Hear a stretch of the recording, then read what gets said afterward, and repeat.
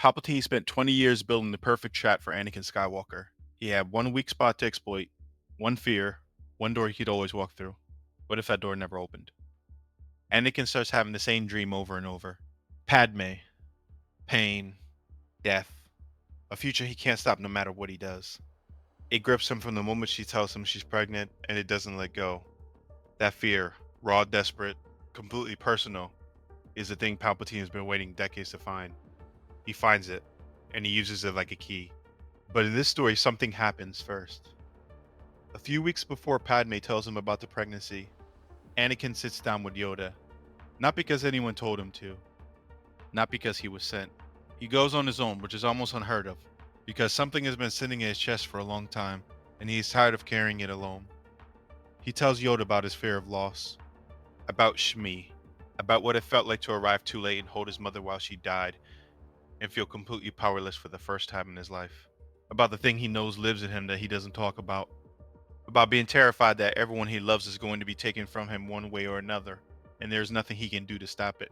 He expects Yoda to tell him to let go, to release his attachments, to say the words that the Jedi Order has been saying for 1,000 years, as if saying them is the same as solving anything. Yoda doesn't say any of that. He is quiet for a long time. Then he looks at Anakin with something that isn't pity and isn't judgment, and it's just attention. Real attention. The kind that doesn't need to fix anything straight away. Carry this alone, you have. For too long, he doesn't tell Anakin his feelings are wrong. He doesn't tell him to stop loving people. He talks about grief and fear in a way he has never talked about them with anyone. As things that are real, that have weight, that have to be worked through, rather than buried. He talks about Qui-Gon, about loss he has carried himself, about the difference between loving someone and being so afraid of losing them that the fear becomes bigger than the love. It takes a long time. They sit in that chamber until the light outside changes. When Anakin leaves, he doesn't feel fixed. He doesn't feel light. But something that was bound very tight in his chest has loosened just slightly, enough to breathe around.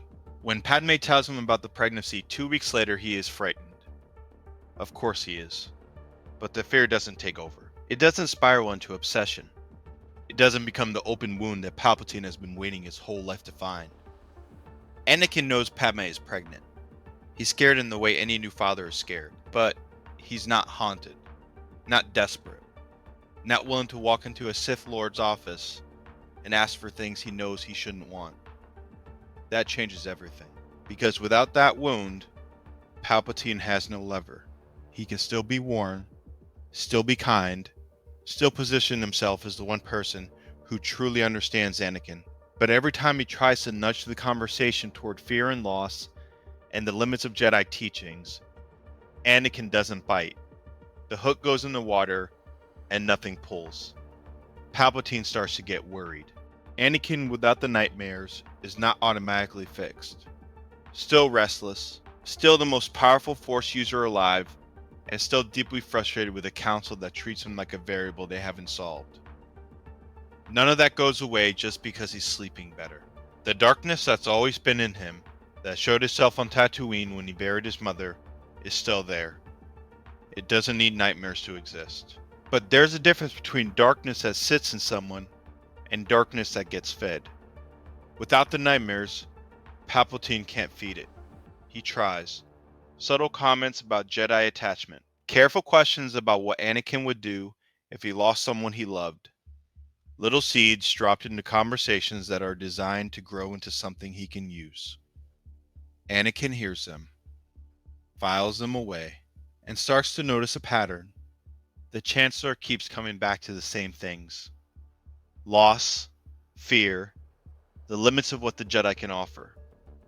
Every conversation eventually bends in the same direction. Anakin is not a stupid man.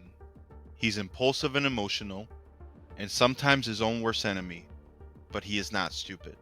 And when the most powerful person in the Republic keeps trying to make you afraid of the same specific things over and over again, at some point you start asking why. It starts small. A feeling after one of their private meetings that he can't quite shake. The Chancellor said something, nothing he could point at directly.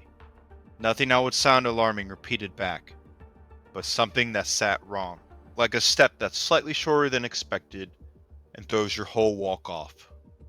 Anakin mentions it to Padme that night, casually, not as an accusation, more as a thought he's trying to figure out. Have you ever noticed how Palpatine always brings conversations back to the same place? Padme puts down whatever she's reading and looks at him. What do you mean?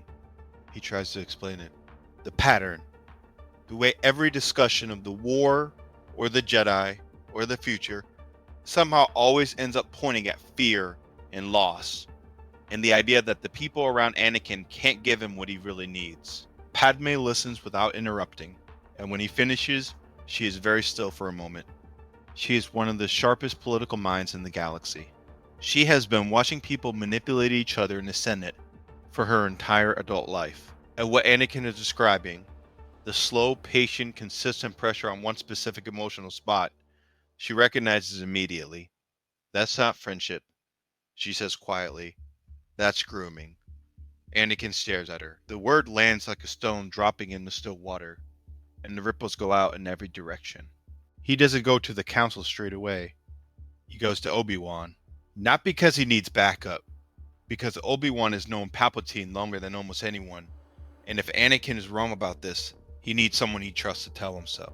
He sits down with Obi-Wan and lays out everything he's noticed, the pattern of conversations, the specific things Palpatine keeps returning to, the feeling he can't shake after their meetings. Obi-Wan listens.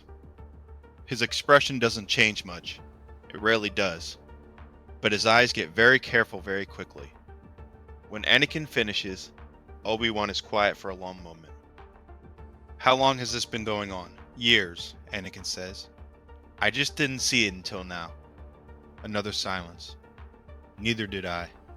They go to the council together. Obi-Wan standing next to Anakin this time, which changes the room from the moment they walk in. This isn't one frustrated knight making an accusation.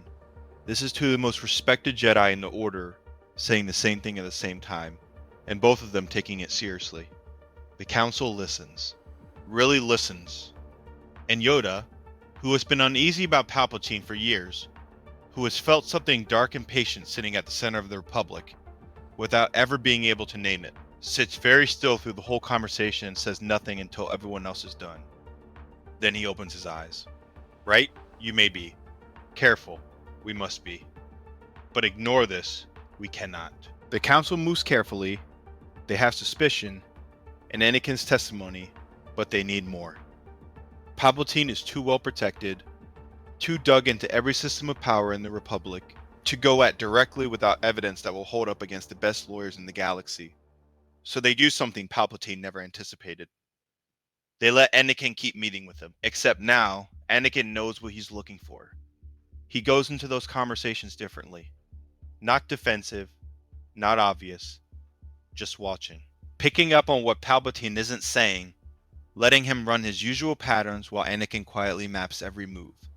And Palpatine, frustrated that the lever isn't working, that Anakin keeps failing to take the bait, that the plan he has spent decades building is somehow not landing, starts pushing harder. Subtler tools give way to bigger ones. He starts talking more openly about the dark side, about power, about what Anakin could do if he stopped letting the Jedi put limits on him. It's the most direct he has ever been, and it's exactly what the council needed. Anakin walks out of that meeting and goes straight to Mace Windu. He just told me everything. They go in the next morning, Mace, Anakin, and two other masters. Palpatine knows the moment they walk through the door. Of course he does. He has been reading rooms for longer than most planets have had governments. He looks at Anakin's face, and in that single second understands that the boy he has been carefully building toward a breaking point for years, somehow, impossibly, never broke. Something moves behind his eyes. Not fear. Calculation. He's already deciding how this goes. He tries one last thing. He looks straight at Anakin, and his voice drops to that warm, private tone. The voice has been Anakin's comfort since he was 9 years old. You know what they'll never give you, Anakin. You know I'm the only one who... Don't. One word. Flat. Final. Anakin isn't angry. He's just done. Palpatine moves. The lightsaber comes out of nowhere. Red blade tearing through the room. Two masters caught before they can react. And then it's just Mace and Anakin against the most dangerous Sith alive. Palpatine is extraordinary. Force lightning in waves, speed that shouldn't be possible for a man his age, 20 years of watching every Jedi in the Order, and knowing exactly how each of them fights. He drives Mace back toward the window, lightning pouring out of his hands, everything he has, trying to end it fast before the situation gets worse. Anakin hits him from the side, not with his lightsaber, with the Force. A push that catches Palpatine mid-blast and throws everything off. Just enough. Mace is back on his feet. The lightning cuts out, and for 1 second, Palpatine is between them with nowhere to go. Mace moves first. Anakin moves right behind him. It ends fast. The way things end when two people are completely sure of what they're doing, and there's no hesitation left in either of them. The red blade goes dark. Mace looks at Anakin across the room. Anakin looks back. Neither of them says anything. They don't need to. Palpatine dies before he can give any order. The clone chips sit in every soldier's head across the galaxy and wait for a signal that never comes. Jedi on 100 battlefields keep fighting alongside their troops. Nobody turns. Nobody dies for a war that was already won before it started. The Republic finds out what happened through official channels. The Jedi file a report, the Senate is called into emergency session, and the news that their Chancellor was a Sith Lord hits every system in the galaxy at the same time, like a physical blow. The reaction is enormous and messy and goes on for months. There are people who refuse to believe it. People who believed it long before anyone said it out loud. People who quietly start going through their records to figure out what they agreed to that they shouldn't have. But the Empire never rises. And Padme, watching the Senate chamber from her pod, listening to senator after senator process a truth that she and Anakin figured out in their living room one quiet evening, allows herself one small moment of feeling something that isn't quite satisfaction, but is close to it. They saw it. They stopped it. That's enough. The council gives him the seat he should have had years ago. Not as a thank you, as an acknowledgement that they got it wrong. That they spent years keeping him at arm's length out of caution, and missed the fact that the danger they were worried about wasn't coming from him. It was sitting in the Chancellor's office having private meetings with him twice a week. Mace is the one who says it out loud in the chamber.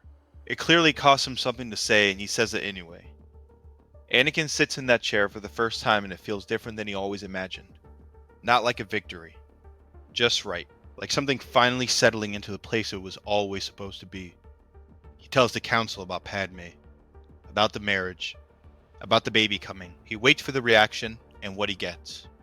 After a long silence, and a look between Yoda and several other masters, is not being thrown out. It's a conversation, a hard one, about what attachment means and what it costs, and whether the rules the Order built around it were ever serving the people they were supposed to protect. It doesn't get resolved in one meeting. These things never do. But the conversation starts, and that matters more than the answer. And that is our story. If this is your first video, welcome and please subscribe. If you've been here a while and haven't yet, now is the time. It keeps the channel going and means you never miss the next one. Drop a like if you enjoyed this one. It helps more people find the channel. In the comments, what Star Wars what if do you want next? We've covered Yoda never going into exile, Anakin letting Mace kill Palpatine, the clones refusing Order 66, Yoda at the Siege of Mandalore, Anakin discovering Palpatine early, and now this one. Drop your ideas below, and the most popular ones are what I make next. Thank you for watching, every single one of you. I'll see you in the next one.